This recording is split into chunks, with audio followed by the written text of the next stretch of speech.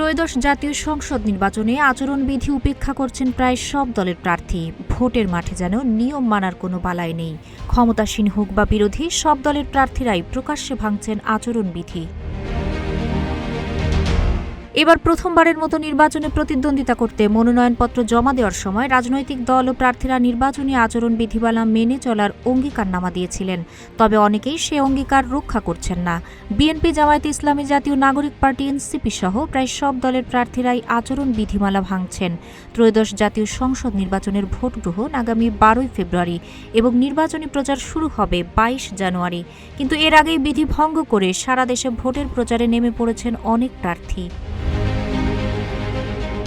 এরই মধ্যে 27 জেলায় অন্তত 73 জনকে শোকজ করা হয়েছে। নোটিশ পাওয়া ব্যক্তিদের মধ্যে আছেন বিএনপির 35 জন, জামায়াতে ইসলামীর 18, এনসিপির 4, ইসলামী আন্দোলনের 3 জন। এছাড়া জাতীয় পার্টি ও জামায়াতে ইসলামের 2 জন, গণ অধিকার পরিষদ, খেলাফতে মজলিস, এবি পার্টি ও লেবার পার্টির 1 জন করে আছেন। রোববার আচরণবিধি ভঙ্গের অভিযোগে ঢাকা 11 আসনের প্রার্থী জাতীয় নাগরিক পার্টি এনসিপির আহ্বায়ক নাহিদ ইসলাম ও দলটির মুখ্য সমন্বয়ক ঢাকা 8 আসনের প্রার্থী নাসির উদ্দিন পাটোয়ারিকে কারণ দর্শানোর নোটিশ দেন রিটার্নিং কর্মকর্তা। বড় আকারের রঙিন ছবিসহ দেশ সংস্কারের গণভোট হ্যাঁ এর পক্ষে থাকুন স্লোগান সংবলিত বিলবোর্ড টানানোয় তাদের শোকজ করা হয়। এদিকে এনসিপির 2 প্রার্থীকে শোকজ দেওয়ার ঘটনাকে নিয়ম বহির্ভূত বলে আখ্যা দেন এনসিপির নির্বাচন পরিচালনা কমিটির চেয়ারম্যান আসিফ মাহমুদ সজীব ভুঁইয়া।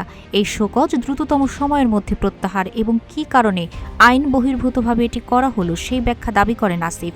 তিনি বলেন, যদি শুধু ছবি দেওয়াটা আচরণবিধির লঙ্ঘন হয় তাহলে প্রথমে তারেক রহমানকে শোকজ করতে হবে। এদিকে রাজনৈতিক বিশ্লেষকরা মনে করছেন এই অনিয়মের শাস্তি না হলে ভোটের পরিবেশ হবে আরও বেশি প্রশ্নবিদ্ধ। তাহেরা আক্তার, রূপালী বাংলাদেশ।